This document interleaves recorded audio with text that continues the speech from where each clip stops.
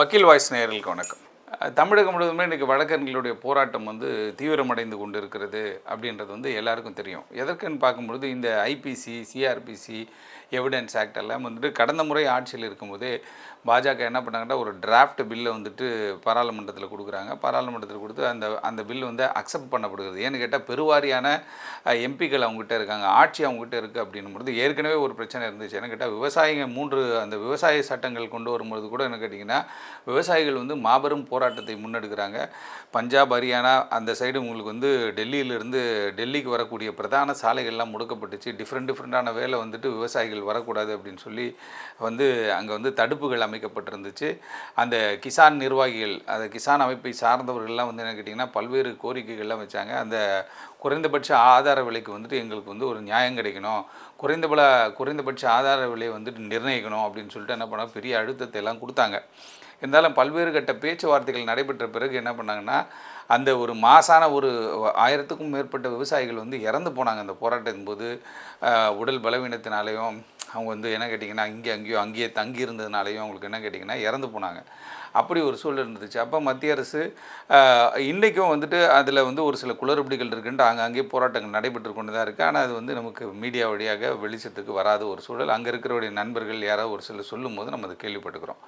அதுபோல் தான் இன்றைக்கி இந்த 3 சட்டங்கள் இருக்கு இல்லையா, அதாவது ஐபிசி, சிஆர்பிசி, எவிடன்ஸ் ஆக்ட், இது 3 சட்டத்தையுமே என்ன பண்ணுறாங்க அப்படின்னு கேட்டால் அந்த சட்டங்களை மாற்றி இவங்க என்ன பண்ணுறாங்கன்னா சமஸ்கிருத ஒரு வார்த்தை கொண்ட பாரதிய நியாய சங்கீதா அப்படின்றது தான் என்னென்னு கேட்டிங்கன்னா ஐபிசி. அதே போல் பாரதிய சாட்சி அதிநயம் தான் எவிடன்ஸ் ஆக்ட்டு. பாரதிய நகரிக் சுரக்ஷா சங்கீதா அப்படின்போது சிஆர்பிசி இப்படின்னு சொல்லி இவங்க என்ன பண்ணுறாங்கன்னு கேட்டிங்கன்னா இது எல்லாமே மாற்றி 1/7/2024 நடைமுறைக்கு கொண்டு வந்துட்டாங்க. நடைமுறை கொண்டு வந்த பிறகு ஏற்கனவே நம்ம இருந்த 482 டைரக்ஷன், 482 டைரக்ஷன் போவோம், 156(3) சிஆர்பிசியில் டைரக்ஷன் போவோம் லோயர் கோர்ட்டில், இப்படியெல்லாம் இருந்த விஷயங்கள் எல்லாம் என்னென்னு கேட்டிங்கன்னா இன்றைக்கி மாற்றி செக்ஷன்லாம் மாற்றி வேறு விஷயங்கள் அதான் நிறைய. அதை என்ன கேட்டிங்கன்னா இப்போ புது சட்டத்திற்கும் பழைய சட்டத்திற்கும் என்ன வேறுபாடுகள் அப்படின்னு நிறைய புத்தகங்கள்லாம் வந்துருச்சு. இருந்தாலும் கூட இது இந்த புது சட்டங்கள் காவல்துறைக்கு அதிக பவரை கொடுக்குது. அதாவது கீழமை நீதிமன்றத்தில் இருக்கிற நீதிபதிகளுக்கு இருக்கிற பவரோட காவல்துறை அதிகாரிகளுக்கு பவர் அதிகமாக கொடுக்குற மாதிரி ஒரு சந்தேகம் வழக்கறிஞர்களுக்கு ஏற்படுகிறது. அப்படி இருக்கும்போது வழக்கறிஞர்கள் எப்பயுமே ஒரு சட்டத்தை இயற்றும் போது சட்ட வல்லுநர்கள், பெரிய பெரிய படித்தவர்கள், சட்டத்தை சட்டத்திற்குள்ளவே இருக்காங்க பாருங்கள், அதுமாதிரி ஆட்களை எல்லாம் வைத்து ஆலோசித்து அதற்கு பிறகு தான் சட்டத்தை அதை ஒரு டிராஃப்டாகவே நம்ம கொண்டு வர முடியும். ஆனால் பாஜகவிலும் பல்வேறு சிந்தனையாளர்கள், பெரிய அறிவாளிகள்லாம் இருக்கிறாங்க, அதில் மாற்று கருத்து இல்லை. ஆனால் ஒட்டுமொத்த வழக்கறிஞர்களுக்குமான நலன் என்ன?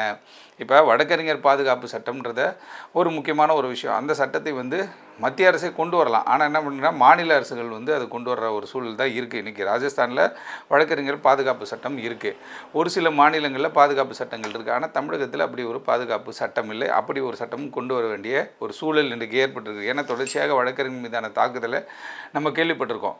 அப்படியெல்லாம் விஷயங்கள் எது நடைமுறைக்கு தேவை, எது நடைமுறைக்கு தேவையில்லைன்ற ஒரு விஷயம் இருக்குது. அப்படி இருக்கும் பொழுது இன்றைக்கு வெள்ளைக்காரங்காலத்தில் கொண்டு வந்த சட்டங்கள் இது அப்படின்னு சொல்லி இன்றைக்கி மத்திய அரசு இந்த சட்டத்தை எல்லாம் இம்ப்ளிமெண்ட் பண்ணிட்டாங்க. 1ஆம் தேதி இந்த சட்டத்தை இம்ப்ளிமெண்ட் பண்ணாங்க. 1ஆம் தேதியிலேருந்து இன்றைக்கி 17ஆம் தேதி வரையும் வந்துட்டோம் அப்படின்னா கூட இன்றைக்கி பல நீதிமன்றங்களில் வழக்குகள் நடைபெறவில்லை. பல நீதிமன்றங்களில் வழக்கறிஞர்கள் நீதிமன்ற புறக்கணிப்பில் இருக்காங்க. அடுத்த கட்ட நகர்வில். ஏன்னா தமிழகத்தை பொறுத்தவரை பல்வேறு சங்கங்கள் இருக்குது. மெட்ராஸ் ஹைகோர்ட் அட்வொகேட் அசோசியேஷன் ஆர்ப்பாட்டம் நடத்திவிட்டது, ஜனநாயக வழக்கறிஞர் சங்கம் ஆர்ப்பாட்டம் நடத்திவிட்டது, சமத்துவ வழக்கறிஞர் சங்கம் ஆர்ப்பாட்டம் நடத்திவிட்டது, அதே போல் தமிழ்நாடு பாண்டிச்சேரி வழக்கறிஞர் கூட்டமைப்பு ஆர்ப்பாட்டம் நடத்திவிட்டது. இப்படி பல்வேறு ஆர்ப்பாட்டங்கள் நடத்துகிறாங்கன்னா அதில் எல்லா அட்வொகேட்ஸும் இருப்பாங்களா? அவங்களுக்கு தெரியாதா அவங்க இதில் தவறு நல்லது இருக்குது அப்படின்னு சொன்னால், வழக்கறிஞருக்கு ஒரு நலன் இருக்குது அப்படின்னு சொன்னால் ஏன் ஆர்ப்பாட்டம் பண்ண போகிறாங்க அப்படின்ற ஒரு பாயிண்ட்டிலே நம்ம யோசிக்க வேண்டியது இருக்குது. ஆகவே மத்திய அரசு இப்படிப்பட்ட சட்டங்களை இயற்றுகின்ற பொழுது சட்ட வல்லுநர்கள், இப்போ தமிழகத்தை சார்ந்தவர், ஒவ்வொரு மாநிலத்தை சார்ந்த ஒரு மிகச்சிறந்த சட்ட வல்லுநர்களை அவங்க கூப்பிட்டு திமுகவும் ஆர்ப்பாட்டம் நடத்திச்சு. திமுக சட்டத்துறை ஒரு ஆர்ப்பாட்டம் நடத்தினாங்க. அப்படி எல்லா அதிமுகவும் ஆர்ப்பாட்டம் நடத்திவிட்டது. தமிழகத்தை பொருள் மேக்சிமமாக பிஜேபி தவிர எல்லா அரசியல் கட்சிகளுமே இதற்கான ஆர்ப்பாட்டத்தை முன்னெடுத்துட்டாங்க. அப்படி இருக்கும் பொழுது வழக்கறிஞர் நலன் அப்படின்றது மிகவும் ஒரு முக்கியமான ஒரு விஷயம். ஏன்னு கேட்டால் அரசியல்வாதியாக இருக்கட்டும், டாக்டராக இருக்கட்டும், ஆடிட்டராக இருக்கட்டும், கோடீஸ்வரன், எல்லாருக்கும் ஒரு வழக்கறிஞருடைய பாதுகாப்பு தேவை. ஒரு வழக்கறிஞர்களை வச்சு அவங்க பயணித்துட்டு தான் இருக்காங்க. வழக்கறிஞர் இல்லாமல் வந்து இன்றைக்கி எந்த விதமான தொழிலையுமே வந்து ஒரு சிக்கல் ஏற்பட்டாலும் சரி, ஒரு செக் பவுன்ஸ் ஏற்பட்டாலும் சரி, ஒரு இடர்பாடுகள் ஏற்பட்டாலும் சரி, ஒரு அரசியல்வாதிகளுக்கு பாதுகாப்புனால ஒரு 10 அட்வொகேட்டை கூப்பிட்டு வச்சுக்கிறாங்க.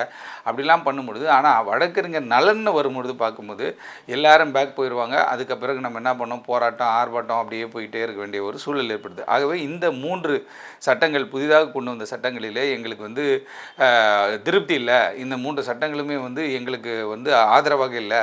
இந்த 3 சட்டங்களுமே காவல்துறைக்கு ஆதரவாக இருக்கிறது. இந்த 3 சட்டங்களுமே வந்து என்னென்னு கேட்டிங்கன்னா, நீதிமன்ற பணிகளை வந்து டிஸ்டர்ப் பண்ணுற மாதிரி இருக்குது அப்படின்னு சொல்லி இன்றைக்கி வந்து தொடர்ச்சியாக போராட்டங்கள் நடைபெற்று கொண்டிருக்கு. ஆனால் இப்படிப்பட்ட போராட்டங்கள் நான் சொன்னது போல் தமிழ்நாட்டில் உள்ள அனைத்து மாநிலங்கள் இருக்கக்கூடிய வழக்கறிஞர் சங்கங்கள்லாம் ஒன்றிணைந்து போராடுகின்ற போது இது வெற்றி கிடைக்கும்.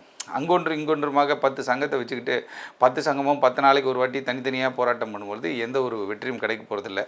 இது மாதிரி வந்துட்டு ஒன்று சேர்ந்து வந்து போராட்டங்கள் நடத்துகின்ற பொழுது தான் வெற்றி கிடைக்கும். ஆகவே இப்படி ஏற்கனவே வந்து விவசாய சட்டங்களில் ஒரு சிக்கல் ஏற்பட்டது. இப்போ ஆட்சிக்கு வந்து 3ஆவது முறை வந்த பிறகும் வந்து ஃபஸ்ட்டே வந்துட்டு என்ன பண்ணால் வழக்கறிஞர்களுடைய ஆக்ட் வந்து இம்ப்ளிமெண்ட் பண்ணப்பட்டுருச்சு இந்த 3 சட்டங்களும். அப்போ இந்த 3 சட்டங்களில் வந்துட்டு டிஸ்அட்வான்டேஜஸ் இருக்குன்ற ஒரு காரணத்தில் தான் வக்கீல் போராடுறாங்க. அட்வான்டேஜஸ் இருக்குன்னு அவங்க போராட போகிறதில்ல. ஆகவே அதை வந்து மத்திய அரசு கருத்தில் கொண்டு என்ன பண்ணணும் கேட்டிங்கன்னா, எல்லாரையும் கூப்பிட்டு உட்கார வச்சு இதில் ஏதாவது சேஞ்சஸ் கொண்டு வர முடியுமா, இதில் ஏதாவது மாற்றங்கள் எடுத்துகிட்டு வர முடியுமான்றதை பார்க்கணும். அப்படி பார்க்காத வரையில் இந்த போராட்டம் பல்வேறு வடிவங்களில் தொடரும் என்பதற்கு எந்த விதமான சந்தேகமில்லை. நன்றி, வணக்கம்.